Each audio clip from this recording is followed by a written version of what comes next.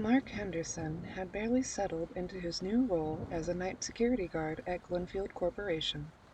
The sprawling building loomed over him, a concrete fortress lined with dim lights that cast long, sinister shadows. Walking into the lobby for the first time, he felt an unshakable chill clutch at his heart despite the summer heat outside.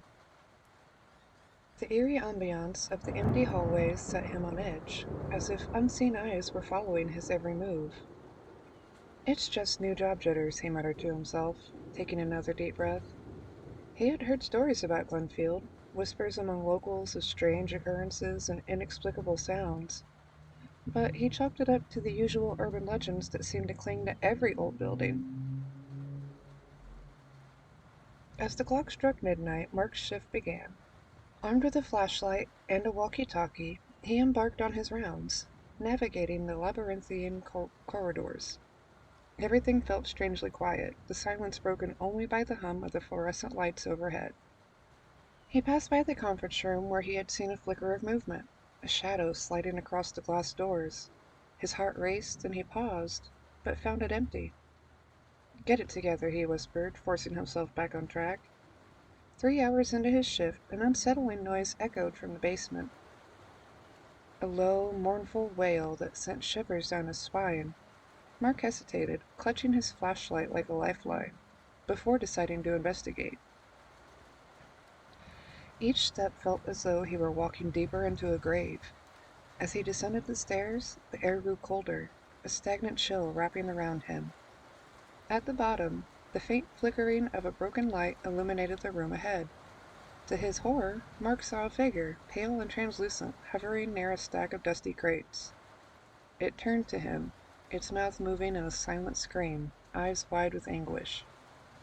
Mark stumbled back, nearly losing his footing. "Hello," he croaked, his voice barely above a whisper. The figure dissipated into smoke, replaced by a gust of cold air that rushed past him, snatching the breath from his lungs. The lights flickered again, and suddenly he was surrounded by more apparitions, their faces etched with pain and fury. "Get out," a whisper threaded through the chaos, echoing in his mind. Mark turned to flee, racing back up the stairs, heart pounding in his chest. The basement door slammed shut behind him, making the hairs on his arms stand on end. Panic surged as he darted to the lobby, but the lights dimmed, plunging the entire building into near darkness. Shadows lunged at him, and he felt icy hands grasp his arms, pulling him into the gloomy abyss. "I deserved better," a voice held, the sound resonating with anguish. Mark's feet grounded against the floor, his knees trembling under the weight of spectral fury. "You must pay!" With a primal scream, he broke free from their grasp. Throwing himself against the nearest exit, he stumbled outside, gasping for air, the cold night wrapping around him like a shroud. The building stood ominously behind him, silent, watchful, as if the shadows were still gathering, awaiting their next victim. Mark never returned to Glenfield Corporation. He left with a newfound respect for the unexplained, haunted by the memories of those who lingered, forever trapped in their grief, and forever seeking vengeance on those who dared to tread within their domain. Clara had never thought she would find herself in hospital security, but the promise of a stable paycheck and late-night shifts lured her in. The first week ran smoothly, filled with mundane tasks: monitoring surveillance cameras, patrolling the sterile hallways, and keeping watch over the eerily quiet wards.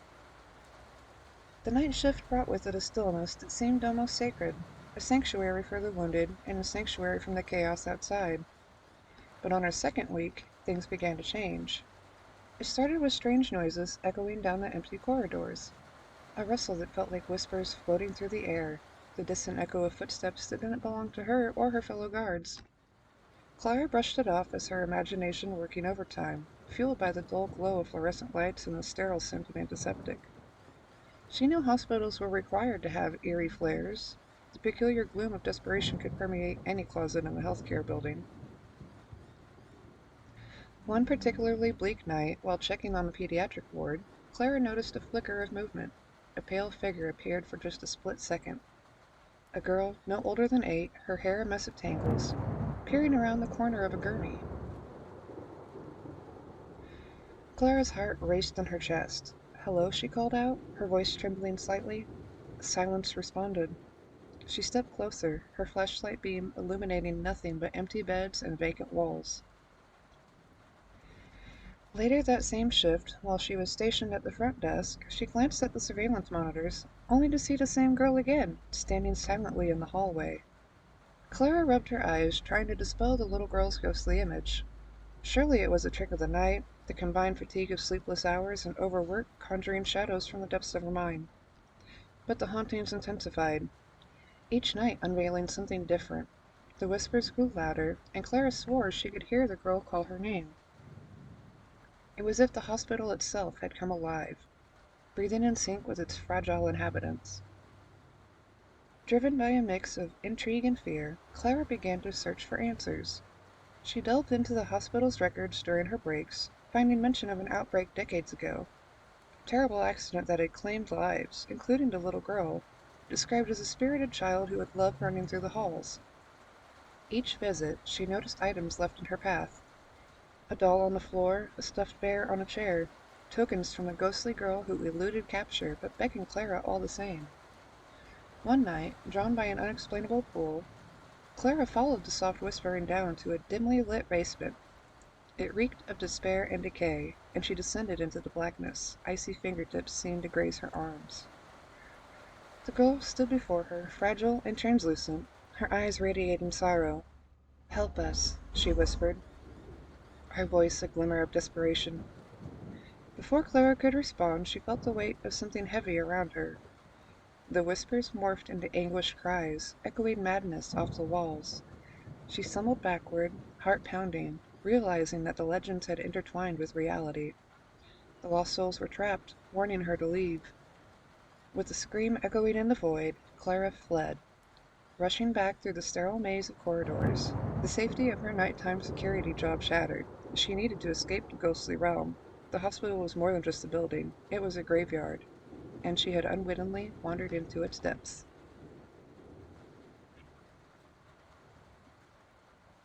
The fluorescent lights flickered sporadically, casting unsettling shadows in the cramped aisles of the Cornerstone Pharmacy. Mina had worked there for nearly 3 years, her routine slipping into a comfortable monotony, stocking shelves, filling prescriptions, assisting the occasional child in search of candy. But lately, the pharmacy felt off-kilter, as if it were holding its breath. One dreary evening, Mina found herself alone, the clock ticking every second like a slow metronome in the background. The last customer had left, and she began the nightly cleanup, organizing pill bottles and sorting the unending stream of receipts. That day, an uneasiness had settled in her stomach, deeper than the usual late-night fatigue. As she wiped down the counter, a chill swept through the air. The lights flickered again, plunging the pharmacy into darkness before humming back to life. She shuddered, wondering if a storm was brewing outside. The radio buzzed softly in the corner, its crackle a haunting counterpoint to the silence.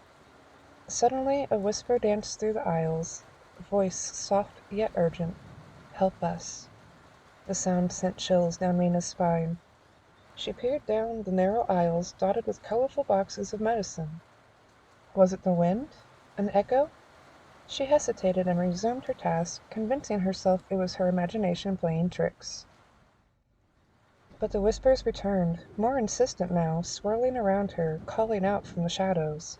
"Help us," it repeated, and her heart raced. "Who's there?" she called out, striving to keep her tone steady. No response, just silence. Mina took a deep breath and approached the drugstore's back room. It had always been off-limits, filled with ancient boxes of expired medications, remnants of long-canceled prescriptions, and if the rumors were true, the spirits of those who had suffered there. She pushed the door open, and the air turned thick like jelly. Dust motes floated in the dim light. Mina squinted at the scattered remnants, her eyes falling upon a dusty photo frame. She wiped off the grime to reveal a picture of a woman in white, her eyes piercing and sorrowful. Underneath, a name was scribbled, Abigail Masters. Something stirred deep within her, as if recognition flickered like a candle in her mind. Suddenly the temperature dropped. The door slammed shut, and she spun around, panic rising. "Who are you?" Mina shouted, her voice shaky. In response, the lights flickered again, and the whispers became screams. "Help us! Help us!" Mina stumbled back and collided with the shelf, sending bottles clattering to the ground. The ghost of Abigail materialized before her, wailing in agony. "Trapped! Taken! Help us find peace!" She fell to her knees, realizing the weight of the spirits that had lingered. They were the lost souls of patients who had never received their prescriptions, who had walked out into waiting ambushes of fate. With every ounce of courage, Mina closed her eyes and focused. "I'll help you. Tell me what you need." The air shimmered with a relentless energy, and for an eternal moment the screams ceased. In that silence, a sense of profound stillness enveloped her. As Mina felt the weight of souls released, a promise fulfilled amidst the chaotic remnants of the living world, she knew then that she would never look at the pharmacy the same way again. It was a bridge, a crossroads, cradling the echoes of a healing unfulfilled.